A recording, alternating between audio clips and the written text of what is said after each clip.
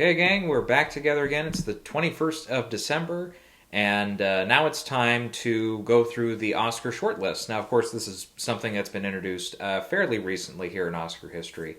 And I believe, if I counted correctly, this is 10 categories? 8, 9, 10. Yes, 10 categories that we're going to break down here. And these are shortlisted to, usually they're about 15 films each category. I think a few of them do have a few less than that, but we'll get to it as we go there. Anyways, but yeah, I'll spend a little bit more time on some of the tech categories that we kind of will cover a little bit more in depth. We'll highlight some of the ones from like the doc feature and doc short subject categories, stuff like that, just to kind of say, okay, this is one I've heard of, or this is one that's been getting there. Same with like international film as well. That's usually one that a lot of people will cover there once in a while. Once we get a little further into the season there. But yeah, we'll get into them here. Okay, so we'll start with the doc feature category. This is off the official Oscars website. So so we'll just kind of go down what they have here. So the 15 films listed here are Ascension, Attica, Billie Eilish, The World's a Little Blurry, Faya Dai, The First Wave, Flee, In the Same Breath, Julia, President, Procession, The Rescue, Simple as Water, Summer of Soul, The Velvet Underground, and Riding with Fire. So I think the biggest ones that people are going to look out for here, two of them are Flee and Summer of Soul. And it seems like, those are the two that everybody relatively has heard of here. The First Wave I'd heard of. President, I think I've seen some ads for that one, just on website and stuff up at the top of the whatever you call that.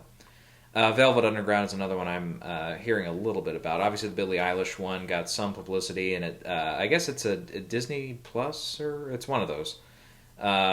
HBO, something. Anyways, it's one of those streaming ones, but or Amazon, one of them. I don't know. Like I said, when it comes to modern music, I pay like zero attention. So, obviously I haven't seen that one, but interesting that it made the shortlist though. That's definitely one I was like not totally expecting there, but so there's a few in there. I haven't really heard too many people say like, oh, they totally left out this one or that one, but we'll see. I haven't read everything today, so we'll I don't know. I'll still kind of peek around once in a while and just see what everybody's thinking there. For the doc short subjects or documentary short, see if I can pronounce all of these, because some of them do have some weird pronunciations. Like the first one, Augulus or Augulaeus. Oh Jesus, I don't know. I tried. Audible, it's a little easier. A Broken House, Camp Confidential, America's Secret Nazis. We'll get back to it. Coded, The Hidden Love of J.C. Leyendecker. Day of Rage, The Facility, Lead Me Home, Lynching Postcards, Token of a Great Day. The Queen of Basketball, Sophie and the Baron, Takeover, Terror, Contagion, 3 Songs for Benazir, and When We Were Bullies. With the doc short subject, without being too cliche about it or whatever, I mean, you gotta look for the ones that are about kids, pets, and the Holocaust. I know, it feels like a lead into a joke, doesn't it? A kid, a dog, and a Holocaust victim walk into a bar, right? Yeah. I'm abandoning that, obviously, but anyways, so the Secret Nazis one. Yep, go ahead and I'm gonna mark that one down. Let's see. Otherwise, Terror Contagion kind of sounds interesting. When We Were Bullies kind of sounds like one. Okay, that might have something to do with kids and stuff. They do sound. I mean, I'm sure they're all great subjects and everything, but So that's my 2 cents on that one. Let's see. For international film, this is kind of a bigger category here. So, with this one, we have 15 films. We'll say the film and the country that it hails from. So Great Freedom, which is from Austria. Playground from Belgium. Lunana, A Yak in the Classroom from Bhutan. Flee from Denmark. Compartment Number 6 from Finland. I'm Your Man from Germany. Lamb from Iceland. Hero from Iran, The Hand of God from Italy, Drive My Car from Japan, Hive from Kosovo, Prayers for the Stolen from Mexico, The Worst Person in the World from Norway, Catedral from Panama, and The Good Boss from Spain. So The Good Boss, that's the one that they went with, and not Parallel Mothers. So even though I think this is actually, just looking at it here, it's like a lot of these films are either from filmmakers that we know that have gotten in before, and some of them have won before, or they're films that are doing extremely well with the critics groups right now, especially, Drive My Car being the top one. That's won both LA and New York film critics prizes. And that just generally seems like one where it's like, okay, if we're looking at, because obviously we'll get to director, at some other day, but anyhow, if we're looking for a director from an international film to get in this year, that might be the one, that might be the sexier pick now than something like Hero or even Hand of God. That one is looking a little more like, okay, that sounds like, okay, if the director's branch likes that movie, okay, look out, because that one's the one to get in, probably. But, and we'll see. I mean, like I said, it's kind of been a thing where it's like that director has to get the nomination at BAFTA, like Vinterberg, which I can, sometimes I'll remember his name, like this time I did, most of the time I don't. And then Paul Pawlowski, they both made the shortlist there, or rather, they didn't have the shortlist, sorry, for Pawlowski, but but they both got nominated at BAFTA, and that was especially for Pawlowski, that was our first clue, like, maybe. And I dismissed it right away. Of course, he got in. And then same with Vinterberg, where I was like, okay, I was a little less cautious that time, and I had it for, as I've told many times now, last year I had him in for like 2 minutes, and then I pulled him in favor of the father, the director of that. Anyways, but seriously, I'm looking at this category. I'm like, okay, Flea, that seems like one that's in. That's one that's also up for, is it animated feature or sorry, doc feature, right? Doc feature, yeah, sorry. Yeah, that seems like one that's in there for doc feature, and it's also, I believe, it is an animated film, isn't it? I'm not crazy about that. Yeah, it is. So that could be the very rare, I don't think ever seen, triple threat where it's in international film, documentary feature, and animated feature. That's never happened before. So, because sometimes we'll see those cross over, or maybe one of them gets into like cinematography. That can happen some years. But wow, that one feels like it's pretty safe. A Hero rather feels safe. Hand of God feels relatively safe. Drive My Car feels safe. Worst Person in the World feels safe. So that leaves out the Good Boss, which seems like one that can get in. Compartment Number 6, which was a nominee at the Globes, that feels like one that can get in.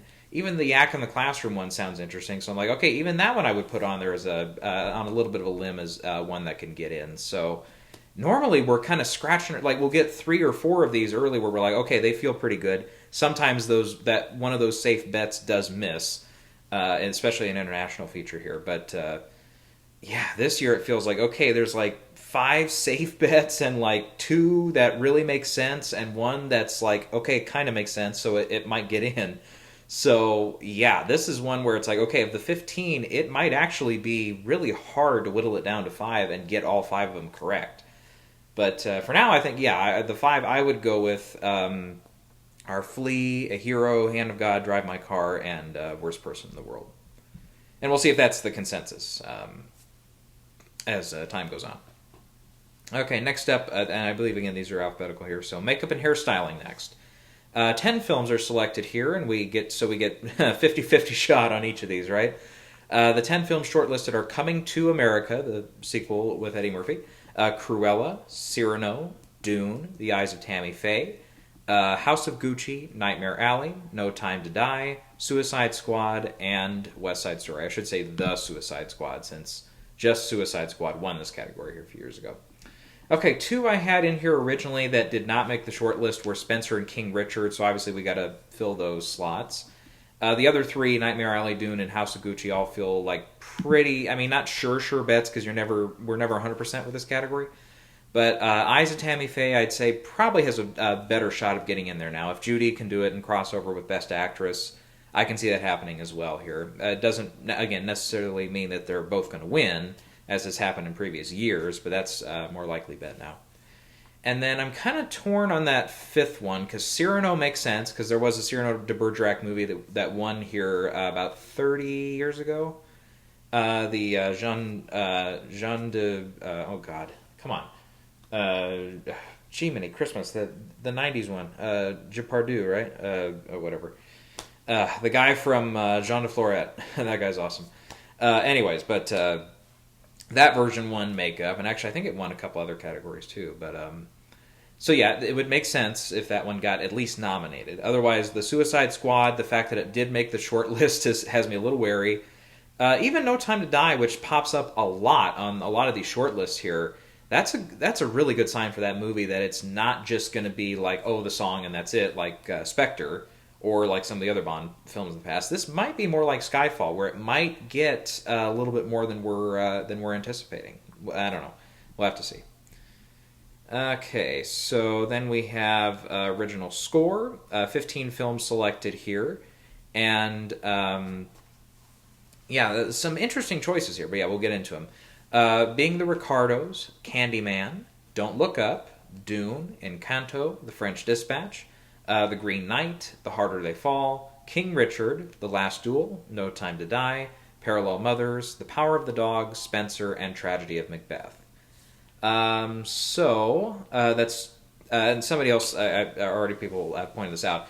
We have 2 scores from Hans Zimmer with Dune and No Time to Die, and 2 scores from Johnny Greenwood, who some people think is going to get the double nod for both Power of the Dog and Spencer.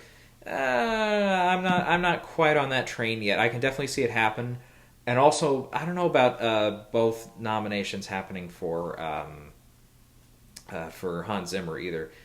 Feels like Dune is a little bit more of a safe bet there for that one. So yeah, all 5 of the ones that I had in there for the shortlist made it, except for Nightmare Alley. So that one is definitely out. So it's like, okay, which one goes in its place? Let's see. Right now, I'm thinking probably... boy, which one did I pick here? Parallel Mothers, yeah. Because that's made a couple of the lists there for original score. Like at the Globes, and I believe Critics' Choice as well, if I'm not remembering that incorrectly. Let's see here. I'm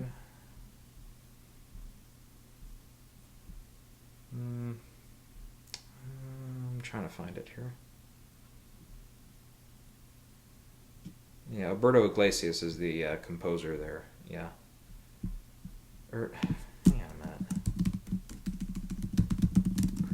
Choice. Okay, that's weird. Because they have a score category. It's weird I didn't list it there. Maybe it didn't get in. Okay, that doesn't help because that's not listing anything. How about this one? I thought it got into both, but it did not. Okay, it did not make the list at the Critics' Choice. Don't Look Up got in instead, and Spencer did as well. As did Nightmare Alley. So yeah, there's one that did not make the list. I think the other 4 are on there. But anyways, yeah. But so I think I'll stick with the 4 I had. Plus, I'll put Parallel Mothers in there. Okay, moving on to the song category. The 15 selected here are "So May We." Let's try that again.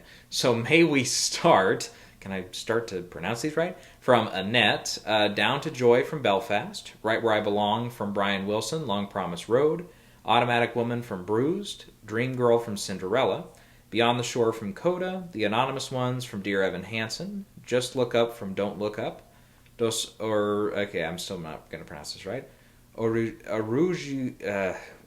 one from Encanto that's going to get in, Somehow You Do from 4 Good Days, Guns Go Bang from The Harder They Fall, Be Alive from King Richard, No Time to Die from No Time to Die, Here I Am Singing My Way Home from Respect, and Your Song Saved My Life from Sing 2. That's not an Elton John, it is Someone Save, Someone Save, Someone Save My Life Tonight. I was going to look up the Globes here because I think almost all those were there at the Globes, right? The one from Belfast was there, I know. Don't Look Up was there in Canto. I believe the one from Harder They Fall and then No Time to Die got in. Oh, no, it couldn't because then, yeah, the Respect one I know got in. So I named 6. They only had 5.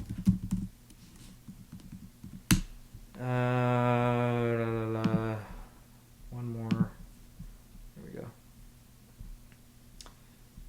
Let's see here.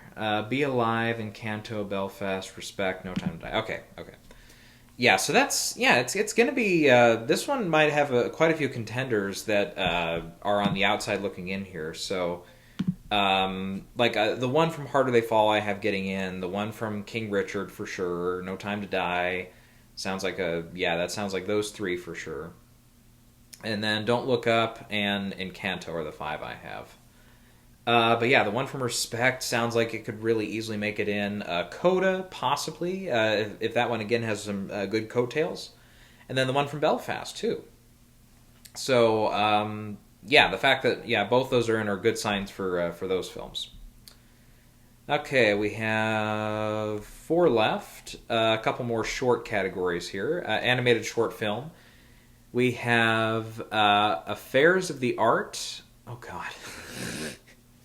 Okay, you're gonna have to look this one up because I am not even gonna come fucking close to pronouncing this right. And maybe that's purposeful. Maybe this is supposed to be kind of a name that's supposed to be kind of out there, but maybe it's connected to something from some other country that I'm just ignorant of. But that might be it. Angak Usajujuk, Jajuk, something like that. The Shaman's Apprentice. I'm going to say The Shaman's Apprentice from now on. If that one does get in on Oscar morning, have fun with that one. Bad Seeds, Bestia, Box Ballet. I think it's one word, but I think it's Box Ballet. I don't think it's Box Ballet. I don't know. Could be. Let's see. Then we have Flowing Home, Mum is Pouring Rain, The Musician, Namu, Only a Child, Robin, Souvenir, Step... Okay, was that... Okay, never mind. Step Into the River, Us Again, and The Windshield Wiper. Okay, so I have heard Jack about animated short categories this year. I don't know if any of these were in front of, or typically would be in front of, a Pixar film or a Disney film or whatever, so I couldn't tell you if any of those were or not, but whatever happens in that category. I'll listen to wiser people on that one. Okay, for live action short. Okay, still some pronunciation stuff for these, of course. We have, right off the top, Ala Kachu, Take and Run, Censor of Dreams, The Criminals, Distances, The Dress, Freemas, The Grand Clock, or... Oh, hang on a minute. My thing's not plugged in all the way here.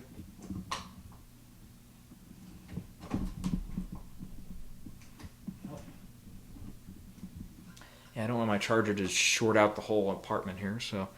let's see, where are we at? The Grand Clock, I think. Then The Long Goodbye, On My Mind, Please Hold, Stenophanen. Okay, close enough. Television, Under the Heavens, When the Sun Sets, and You're Dead, Helen. You're Dead, Helen. Sure. I'll just pick that one just because it sounds funny. And I don't know. Like I said, I haven't heard much about these either this year, so I'll just wait on, again, more wiser mouths to speak on those. Okay, we are down to the last 2 categories, and I think these both have just 10 nominees, so again, 50-50 on these. Okay, first one is the sound category. The 10 here are Belfast, Dune, Last Night in Soho, The Matrix Resurrections, No Time to Die, The Power of the Dog, Quiet Place Part 2, Spider-Man No Way Home, Tick Tick Boom, and West Side Story. Let's see, so I think in this one I did have Belfast and Dune. I had No Time to Die in there, and I believe I had West Side Story in there. So I think the one I was missing, and I looked back and I couldn't find it, I believe it was Nightmare Alley here, but obviously that didn't make the list here, and it didn't make the list on visual effects, which we'll get to there without spoiling that one right away. But I'm thinking probably Tick Tick Boom is the natural one to take its place since it's kind of a musical related film and stuff. Otherwise, Quiet Place Part 2 could very easily get in there. The first one, I thought, actually had a good shot to win sound. I think it was sound editing. I picked it in that year. Whichever one, it was only in one of them. So the one it was in, I picked. Spider-Man, possibly. I mean, it just made a lot of... yep, it is unplugged here. Hold on. Nope. Hold on. This box is really freaking hot, so... Yeah, that's not good. Okay, it hasn't shocked me yet or anything, so I think we're okay. Let's see. Matrix Resurrections is one. We'll see. The reviews are starting to come in on that. It's about 70% last I checked earlier tonight. So definitely, again, some people that didn't like it, but even the original Matrix, which is, I think, upper 80s, it's like, yeah, I sat down and tried to watch it once, and it was not for me, so... I don't know. Time has passed. I might try to run through that whole series sometime. But yeah, I'm. I don't know. Trailers were okay. Good use of music, but I'm not going to see that one. Let's see. Then Last Night in Soho was an interesting one here as well, but I don't think it's going to go through. So yeah. So I think the five. Yeah, the first four I had plus Tick Tick Boom are the ones I'm going to go with here. All right, then we have visual effects. 10 here are Black Widow, Dune, Eternals, Free Guy, Ghostbusters Afterlife, Godzilla vs. Kong, The Matrix Resurrections, No Time to Die, Shang-Chi and the Legend of the Ten Rings. I was going to say Power of the Ten Rings, but that's wrong. And Spider-Man No Way Home. So all 4 Marvel titles are in there. Am I going to go with all 4? Hell no. I don't think so. Nothing, and that's nothing against the quality of the films, the effects, or anything, but I think Shang-Chi for sure. Eternals feels a little safer because personally, and I have seen, of course I had to see Spider-Man opening night because if not I was probably going to get the shit spoiled out of it. So yeah, too bad to everybody out there who did not see it opening weekend. But of course, I mean, if we want to talk about it, 260 million, holy even in pandemic, wow. And that's with Omicron and with, and I don't mean to make fun of it or whatever, but yeah, Omicron with Delta still around, and yeah, a lot of COVID cases going up. The sports world is kind of slowly getting turned on its head with what NHL is not canceling, but they're postponing a few games until or matches, whatever they are. I don't watch hockey till after Christmas. A lot of college basketball I follow quite a bit, as you guys might know. Quite a few games are getting canceled and postponed there. Like even quite a few tonight, like Kansas and Michigan's games. NFL had to delay a whole bunch of games this week. I think there was like 3 of them that got delayed because they only had, I think it was supposed to be just the Vikings Bears last night. But anyways, so yeah, it's kind of a, yeah, but it's, I don't know, it is what it is kind of deal. And we might want to talk about that at some point here, depending on how Omicron goes and how everything kind of plays out here in the next few weeks. But boy, I would just be absolutely devastated if we kind of return to where we were almost 2 years ago, where we're just like, shut everything down. I would just be sick to my stomach. But anyways, let's not talk about that. Let's get back to the visual effects here. Anyway, so yeah, I do think Dune is your front runner. I think Matrix and Eternals feel pretty good. Maybe Shang-Chi I would put in there ahead of Eternals right now, for most likely to least likely. And then I did have Nightmare Alley in here, like I said, but that one didn't make the list, so that's really not a good sign, because even Shape of Water, which we were kind of surprised Oscar Morning did not get in for effects. It was really the only category besides maybe a Michael Shannon nomination, possibly in supporting actor. That was like the only one where it's like everybody's like, oh, it'll get into that, but it didn't. So yeah, the fact that didn't get in or the score didn't get in, yeah, start pulling some of your stock out of that movie. I don't know. Plus, it got totally skunked at the Globes. So even though that might not be the most, heaviest, bellwether or whatever there, this year. But yeah, so I put No Time to Die in there for the 5th slot. So it's Eternals, No Time to Die, Matrix, Shang-Chi, and Dune, and not in that order or anything, like I said. But yeah, so yeah, No Time to Die I'm just putting in there just because it feels like it has the strength to get 3 or 4 nominations here in the tech categories. Probably not enough for Best Picture, not enough for Actor for Daniel Craig, probably not enough for any of those top categories. This might boast its chances, though, a little bit in cinematography, though. The fact that these other tech branches are paying so much attention to it, that some of that might cross over. You never know. Plus, it's Linus Sandgren, who is a past winner in that category. So, I don't know. I would actually not be shocked if we see some of your heavy frontrunners there, some of the heavier ones drop off, like Nightmare Alley. Instead, they put in No Time to Die, or one of the other ones there, because there's quite a few in that category that makes sense right now. But Ghostbusters and Godzilla getting in are good signs there. Free Guy, good they like that one. I haven't seen that one, but that's one I'm going to sit down and watch one of these days. Along with half the other films that are out right now that are Oscar related that I haven't seen. But anyways, I was going to say though about Spider-Man though. Obviously the film came out. Yeah, like I said, I saw it opening night.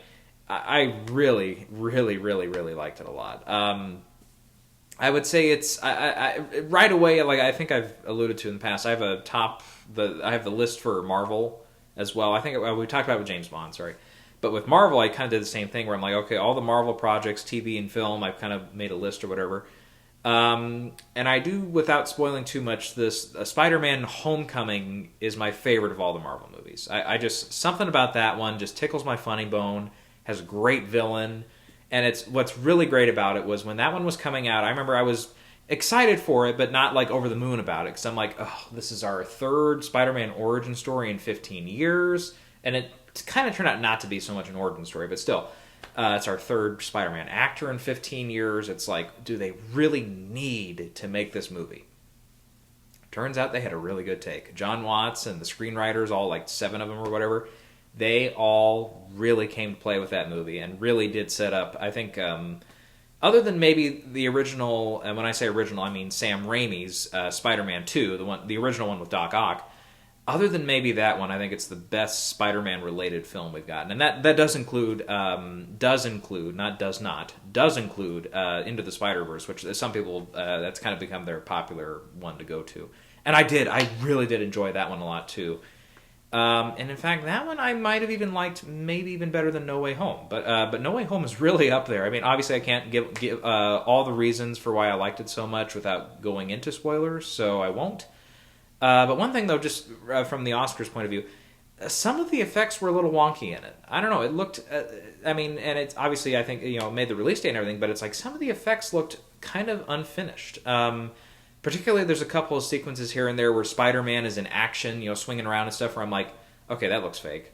And yeah, some of the effects actually in Far From Home, like there was the big dream sequence toward the middle with Mysterio and all that.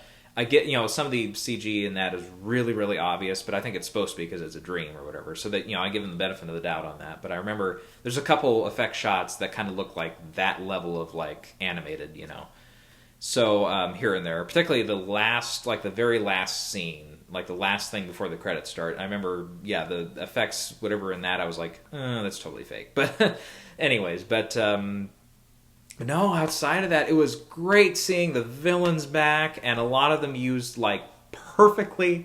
Like, Alfred Molina was back, and he was perfect as Doc Ock. I mean, right away, his early scenes where he's talking, just talking to Spider-Man, I'm like, that's fucking Doc Ock. I'm like, they nailed it. They absolutely nailed it. Just from the dialogue and the appearance and stuff, I'm like, yes. And the location they put him in for that fight sequence early, I was like, hell yes. Give me more of that. And then Goblin, what Willem Dafoe was able to do as Goblin is incredible. And absolutely, he's on the list. I mean, if he wasn't already, he's on the list of those actors that every time he pops up, you just appreciate him more and more and more.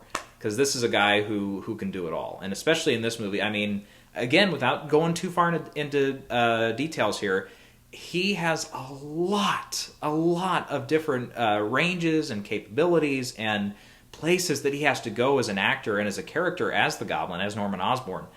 And surprisingly more so, because in the trailers it looks like, he's going to pop up. He might be one of the ultimate bad guys at the end that Peter has to defeat or whatever. But wow, I mean, I was shocked how much I got of him. And what was really funny is earlier, because I saw it on Thursday, early in the day Thursday, there was like one line of his from the first movie. It's a pretty famous line, so you can probably guess which one it is. And when he said it in the movie, I was like, I goddamn, somehow I just knew they were going to use that line. And it is, I mean, it is perfect. It is, it rings with nostalgia, you know, a little bit, but it also just really, really came off as super creepy and ominous the way they used it this time. And yeah, it was just so good. Anyways, and it did bring actually back a lot of memories. Because I was, I think I've told this story before. I was like 6 when the first Spider-Man came out. Yeah, because I was born in the fall, so yeah, I was 6, going to turn 7 that fall. And I remember we were down in the city shopping that day, and we got back late, and my mom all of a sudden last second was like, "Hey, do you want to see Spider-Man? If we leave right now, we'll probably get there just in time." And I was like, "Yeah, I want to go." So I did. Me and my brother and my mom went, and I think when we got there and we got the tickets and everything, got inside. It's actually the scene where Norman is talking with Harry in the limo or whatever, or the company car, whatever it was. So we did miss like the opening credits and the first little short sequence there, but it's funny. It's like just that memory of him. It's like that was literally when I was seeing Spider-Man for the first time. The first images I saw, it was Willem Dafoe. So it's just funny that he comes back now, almost 20 years later. Oh God, I'm getting old. But and yeah, absolutely does steal a lot of the show here. Cumberbatch also stole a lot of the show as Doctor Strange. He and Tom Holland's chemistry is really good. Tom Holland does get, especially when we get closer to like after the halfway point, somewhere around there roughly, he does get, I mean, some of the heavier baggage scenes without getting too far into it.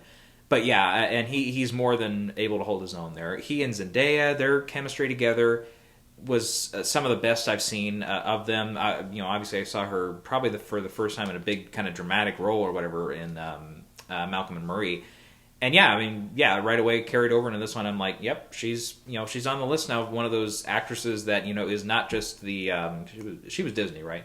I don't know, I forget if it was Disney and Nickelodeon, whatever. But it's like she's not just one of those. She's like she can cross over into other stuff, and yeah, again, their chemistry together, I think, really started to shine through here, and it was a good part of the second one as well, Far From Home. But yeah, in this one, yeah, it did really feel good. And there's one moment toward the end between them that obviously, if you've seen the movie, you probably have a good idea what I'm talking about. But it's like, ooh, that part was so good, and it was one of the more, because I didn't get emotional in this one, but I was like that was one of the ones where I'm like, oh, that kind of puts a little, you know, circle on your heart where you're like, oh, that was nice, kind of moment there. And there is one other one, but it's heavy spoiler scene, so I can't say it, but it was like really a really nice moment with a character who's I'm not even going to go into it. Maybe a couple months down the road we'll revisit it. If it gets a couple nominations or something, we might talk about it then, but whatever.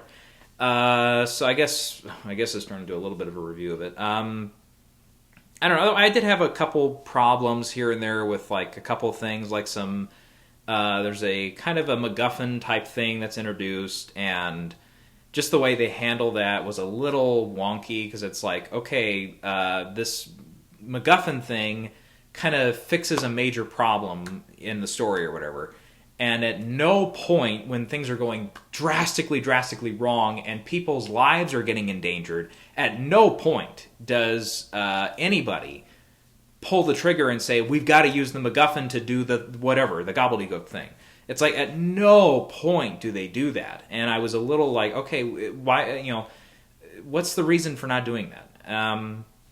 Anyways, also there, you know, there's a couple moments kind of in the third act where it kind of takes a little while to get going. You know, at 2 hours, 28 minutes, I have to say in all honesty, at no point in this movie did this movie feel like it was 2.5 hours.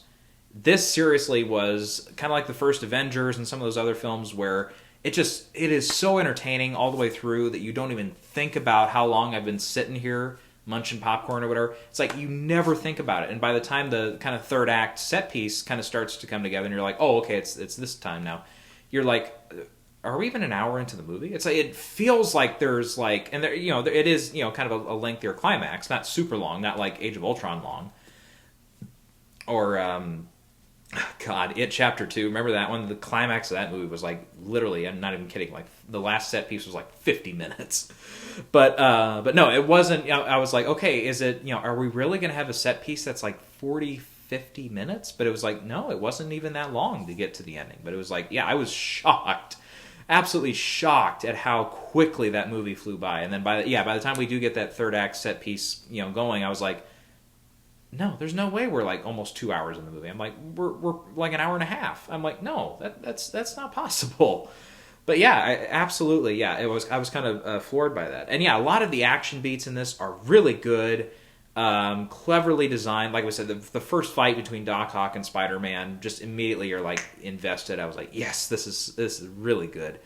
Really good use of the music there. Michael Giacchino's Spider-Man theme is becoming more and more memorable as it goes along there, so that by the time it does come on, you're like, oh yeah. So yeah, that's good. There's one other thing with music I can talk about, but again, it gets into spoilers, so I'm not going to say it, but I'm going to say what they did was good without giving too much away. For again, those of you who've seen it, you probably know what I'm talking about. But anyways, what else? Yeah, like, well, I liked how, like Jamie Foxx, for example, as Electro, I was like, good actor, but just they didn't know what to do with that character besides do the Edward Nygma from Batman Forever over again. It's more interesting this time. I think what they do with him and some of the fact that he gets actually a little bit more to do, I feel like, relative in this film to that one where he was kind of the primary villain. That's interesting and it's really weird too, because other than maybe a couple villains, we can say because they're all in the trailers, Lizard and Sandman. Other than maybe those two, it's like all the villains seem to have a really good moment or two to shine. All the main characters have good moments to shine. There's a couple moments like Doctor Strange is kind of out of the film for a little while there. But otherwise everybody does get a really good amount of almost equal screen time amongst themselves, and it's a kind of a larger cast when you get down to it. But no, they really do. Even Aunt May, who was in the trailers like maybe that much, she actually does have a pretty sizable role in there. Happy, who gets like 2 shots in the trailer, he has a pretty sizable role in there. I was kind of surprised by that. And yeah, Jon Favreau, even, I've always liked him as the Happy character, I think after the second Iron Man. Because, I mean, yeah, I think I've gone into it before, but the first Iron Man, it's like, oh, he's a cute little cameo. Okay, nice, the director put himself in the movie, blah, blah. But in Iron Man 2, I kind of got tired of him. I was kind of like, okay, the joke is you're in the movie too, dude. And I felt I just didn't really get a grasp of how important that character was at the time. And even now, looking back on it, I'm like, still not my favorite moments of with him or whatever. But I think once Iron Man 3 happened, we get a little bit, maybe a tad bit more attached to him from that point on. Yeah, for sure. And even his moment at the end of Endgame, where he's just talking with Tony Stark's daughter at the funeral or whatever. Even that moment, when I was watching that movie on, or rewatching it the first couple times, it's like, oh, I couldn't help but get choked up at that. Just because he delivers it so well too. I mean, yeah, without getting too much into it, he is actually legitimately good, really good actor. So, yeah, whenever he pops up in these, I'm always like, yeah, it's good to see him. Anyways. Yeah, what else? I think we've covered most everything, but yeah. So I think, yeah, some of the MacGuffin stuff, a couple other things here and there where you're like, okay, well, the only way for this to actually happen is we need to have something that's kind of implausible, whatever. So there's moments like that where I'm like, oh, okay, I kind of have to check out. But it's like, obviously, the payoff of it, the reason for why this happens, to get to point B, you have to kind of struggle with point A a little bit. It's like, 99% of the time, what we get to in point B is worth it. So, yeah, without dancing around all the spoilers I can, 9 out of 10. 9 out of 10 for me. Okay. Yeah, so initially when I came out of the theater, I was thinking, yeah, this is a maybe not top 5, but definitely top 10 Marvel movie. Since then, it might have, I would still say top 10, but maybe not as confidently I can say top 10 now after, a couple days of thinking of it and stuff. But still, yeah, and then, yeah, we can, I guess the box office too. Wow. I mean, holy crap. Sony, after Omicron and some of the other stuff, it's like, okay, they kind of lowered expectations to 130 million. This doubled it, 260. So not only is that obviously the highest opening for anything in the pandemic era, but it's like this even all time. It's the second highest opening of all time, which is nuts. The fact that that thing beat Infinity War, which Infinity War I think is a better movie, but yeah, the fact that that beat it, especially again the circumstances it's under and stuff, and the release date, which okay, Force Awakens and the other recent Star Wars films have done very well here in December, but still, whew, yeah, that's good. And really, it's going to be curious because obviously, if we want to go through the whole roadmap of how this happened, it's like, okay, clearly the fact that it was only in theaters, you couldn't, if you were streaming it somehow, you were doing it totally illegally or whatever, bootleg, whatever is out there. It's like, yeah, the only way you were going to see this movie was in the theater. Okay, that's an element for sure, a pretty big bullet in the chamber there. The second one was just, expectations being so high. It kind of felt like the biggest blockbuster yet of the releases, kind of since theaters have been opening up more back to normal or close to normal. Argument maybe Black Widow felt pretty big too, but that one at the time we were all very excited for it and thinking maybe it opens to 100 million, which is it didn't quite, but it still did very well. And that's here in the States, of course. Anyway, so that had to do with it too. And then there was just such an atmosphere around the movie, and I think accurate, very accurate, where a lot of people, I think, even if they hadn't been to the movies in a while, even if they were a little, as my computer screen goes dead for a second here, which I believe it doesn't, I haven't seen it shut the camera off ever, but whatever. But yeah, I was going to say, there was an element of, if you don't go out to see this, whether you're, again, the stuff I was naming off, sorry. If you haven't been to the theater in a while, if you're still a little afraid of COVID, you're still shaky about it. And I did, when I did go Thursday night, there was, where I was at, a few more people in masks, noticeably. Most time when I go to the theater nowadays, it's like 90% do not wear a mask. Only like the staff and like one or two random people have face masks on. But, anyways, but yeah, there was noticeably more there in Spider-Man. But there was such an element of, if you don't see this opening night, opening day, opening weekend, you're going to get spoiled on it. Everybody's going to go ahead and spread everything for what this story's about and who's in it, who's not in it, rumors of who's in it and who's not in it, which I cannot confirm or deny. There was such an element there. I'm like, well, that's probably your biggest, the biggest thing that drove this movie not just past 100 million opening weekend, which I remember thinking about it. This is back probably, I don't think I ever said this on camera, but so obviously I can not quite gloat about it because it didn't come true.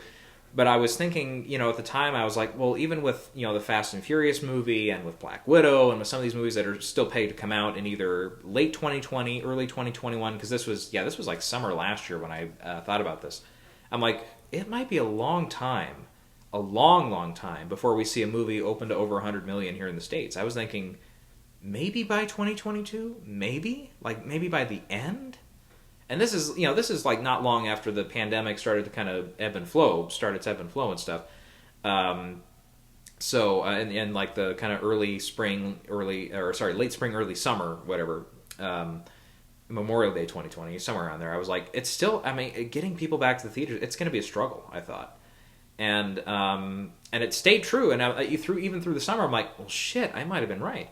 But then here comes Spider-Man, and it's like, we didn't open to 100 million. Try 260. Wow. Okay. So yeah, clearly I was wrong about that, and that's obviously a great sign for movie theaters. That if you have the right product, you have the right circumstances, even in a pandemic, you can still do it. You can still open to crazy numbers, and it is, I would say, relatively speaking, I don't speak for everybody I know, but this seems like for audiences and stuff. 100% it's a word-of-mouth movie that everybody is saying they went out and saw it and loved it. It's like probably a 99% approval on Rotten Tomatoes from the fans or whatever, somewhere around there, maybe 98%. Even critics were like 95, 96, 97 in that range for a long time. I don't know where it's probably dropped off a little bit since, but still. Yeah, this is generally speaking a very well regarded movie and stuff, so yeah, we'll see how the box office hangs on there through the rest of the month here. But if I had to guess, it's probably not going to move from that number one slot, except maybe like the opening day for Matrix. If there's maybe just a little bit more excitement for that one. But again, that one is one you can see on HBO Max, though. Versus Spider-Man, I think it's got, 45 days exclusive in theaters before it goes to one of the streamings or whatever. But still. Yeah, I mean, that should be a heads up. And it sounds, even through Omicron right now, as it's holding up right now, Warner Brothers and a lot of these other studios are not planning on going back to day-and-date releases with a streaming medium next year. Next year, Warner Brothers, when the movie's coming out, it's only in theaters. Disney, same thing. Generally, I think that's about it for everybody. Again, as we head into a very uncertain time here, pandemic-wise and stuff, I mean, I'm a little more optimistic about it because even though all the early news on Omicron, which is continuing to stay there, is, it's a little more infectious, it's going to spread easier, but we're advancing enough against this, this fight or whatever, against the virus and everything, to where as long as you're good on your shots and you're boosted, you should have almost no problem with this. God willing, you don't have other big things going on, of course, health-wise, that you have to worry about. But yeah, just generally, I'm a little more optimistic this time with this. But God, I hope and pray that everything works out here. I just hope that theaters stay open. I hope that sports events can continue to go on. If they take March Madness away again, I'm not going to be able to handle it. Because we're already off to, really quick, going to sports talk here, we are off to a crazy start to college basketball season. I mean, other than Baylor and Gonzaga, no team has stood at number one for more than a single week without getting beat. So, obviously, that's only two other teams. That's only Duke and Purdue. But still, it's like, okay, this is starting to feel like the 2020 season, where it's like, okay, nobody's a sure bet. Like, I remember that... probably that January, February, we were talking amongst our family, and we were all like, okay, who are you going to take in the tournament this year? And we were all, obviously we were oblivious to the whole fact that it was about to get called off. But I remember we all kind of looked around, we're like, I don't know who to take. And it was such a weird year. It was like everybody that would get a lot of momentum, all of a sudden it would drop off. They would just drop a game out of nowhere. I can't remember what teams were in it that year, but it was like, all these teams, and it was like, it made no sense. And you had, like, I think it was Duke and Kentucky were still kind of struggling, a couple of your blue bloods. North Carolina was too, a little bit, if I remember right. So there was like a real sense of, okay, we might get some really different teams in here that can do some damage this year. Again, like we said, obviously the whole thing got called off. But right away this year, it's like, we're very early into the season still. We've got quite a bit to happen. A lot of conference play hasn't even started for a lot of these conferences. But already it's like, okay, who's your sure bets right now? I don't know. We're seeing locally, I can say, teams like Iowa State, which last year had 2 wins. 2 wins. They've already did that times 6 this year. They're undefeated, and I believe they won tonight as well. So they would go, 12-0, or is it, or was it already 11-0? Whatever it was. Anyways, but yeah, they're top 10 in the nation now, which is very, very strange. And I'm an Iowa fan, as you can tell. And we've had our struggles this year, but and I think we're going to win tonight. But still, I got to tip my hat to the Iowa State Cyclones there for a great start to their season. And I'm rooting that. I hope they do really well, and I hope because right away they open conference play against Baylor, so they're number one in the country right now. That's a tough beat. It's at Ames, so I don't know. Maybe taking them plus 7.5, 8.5. Maybe not a bad idea. Anyways, but yeah, we'll get back into it here. So, yeah, and otherwise, yeah, that's the short list and everything. I'm sorry we went off on some tangents there, but I'll try to do some clips here. So if you want to get around the Spider-Man stuff, if you're wary of spoilers, again, I don't spoil anything here right away. If I have to, I warn you in advance far enough and everything. But, yeah, otherwise, I mean, obviously the biggest takeaways here are... you have some films that did okay, that got, the thing or one of the 2 things we thought they would. Stuff like The French Dispatch, which I was not in the makeup category, but it doesn't really seem like that was a sure bet. But that felt like one, if it had made it there, it's like, okay, maybe that one is a stronger contender than we were thinking. Maybe it does maybe stand a little bit of a better shot at getting Best Picture, screenplay, and a couple things there. But yeah, Nightmare Alley being kind of skittish here and missing a couple what would be relatively easy categories, at least on paper. Yeah, that's not good. So again, maybe sell some stock in that. I'm not saying pull it. I'm not pulling it from Best Picture yet, but yeah, I'm considering letting Guillermo go for director as even a nominee. I had him winning the whole thing here for the whole season, but that really does not seem like it's going to happen now. And maybe relatively speaking, maybe he did squeak by in that director list at Critics' Choice. I don't know. We'll see. So yeah, that one I would even say, yeah, I pulled it out for screenplay as well. So I think that one is it might struggle in some of those top categories. Maybe it's maybe not quite like Mank last year, where it gets Mank did get a couple of acting nominees and director and picture, but it did miss screenplay. So maybe it's a weird one that maybe this is the inverse, where it gets screenplay, misses director, misses all the acting categories, but still gets picture or something like that. But I don't know. We'll see. And that might pan out. I don't know. I might bookmark that for later. Let's see. Otherwise, yeah, being the Ricardos getting in there for score is a sign. Okay, it's not totally dead, in these tech categories. Seeing Quiet Place Part 2 get in there is a good sign. Spider-Man, West Side Story, and No Time to Die doing pretty well. Dune didn't miss anything. Belfast getting included in sound and in song. Really good sign for that one. Yeah, otherwise, Matrix even getting the sound shortlist. That's a good sign. Power of the Dog didn't miss anything. Parallel Mothers, we already knew wasn't going to be in there for an international film, but it's in there for score, so that's a good sign there. Harder They Fall, not missing those two music categories. Good. Even Cyrano and Cruella getting on the short list there. That's good. That means they're liking them. So at least at this early stage. And yeah, nothing except maybe Titan, whichever the one from France was. Really weird. France almost never misses at least the short list. Sometimes they don't get the nomination, but yeah, the fact that it even missed the short list, it's like, ooh, and that was our Palme d'Or winner. So we know obviously that's, Parasite was the last one to do that, win Best Picture and Palme d'Or. We know that's not going to happen. Yeah, otherwise, I don't really know. Like I said, some of the other smaller ones, I don't really know enough right now how fierce the competition is. So if something major missed there, I haven't heard about it yet. And Kanto getting the things it was in for, I think it was just the two music categories. But yeah, that's a really good sign. I think the only way, actually, relatively, because Soul was a contender in sound last year too. That was probably the only category it did not get into here on the short list that it probably stood a chance at, besides maybe visual effects. But that doesn't always happen here. A lot more blockbusters this year, so it makes it a little easier to get that visual effects category going. All right. So otherwise, I'll take a few things into consideration here, kind of move a couple things around in a couple of the lists there for the Oscar nominations, and maybe after a week or so, I might come back and we might do another look at the updated list for the Oscars. I'll kind of look at what a few experts are saying early on for some of these shortlisted categories now, and which ones they like, which ones they don't like, and we'll go from there. But yeah, thanks for sticking around with me here. It's not quite as long a video as we've had the last couple times, or relatively speaking. But yeah, you guys know me. I can prattle on. I could go on with this shit for days if I really needed to.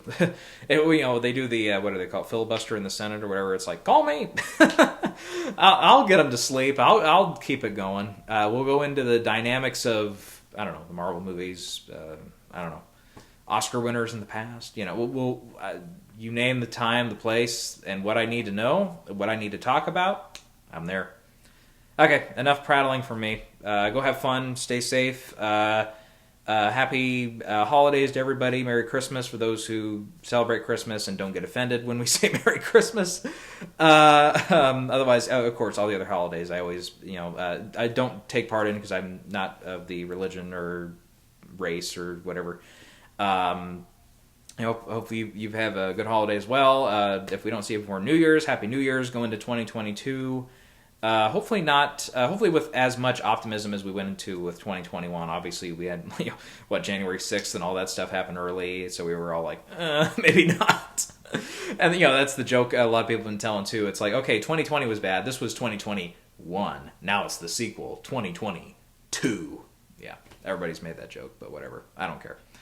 It's kind of funny. So yeah. So we'll keep plugging away, and we'll keep up with everybody. For sure, this will be the last one before the Christmas holiday there, but maybe before New Year's we might get one more video in, and we'll again kind of look over more Oscar stuff and updated SAG predictions. I need to get onto that because I did look over and I'm like, yeah, there were a couple of things. Like The Harder They Fall for Ensemble. I'm putting that in. I'm sticking with it for now until everybody else completely abandons it, which I don't think they will. It seems like it's very competitive in that category, so I'm gonna keep it. It's a Netflix movie. They love Netflix there, so that's my story, and I'm sticking to it. But yeah, we'll get to the updated SAG predictions as well. So that'll probably be the next video here, and again, we'll be looking at sometime next week. So we will catch you then.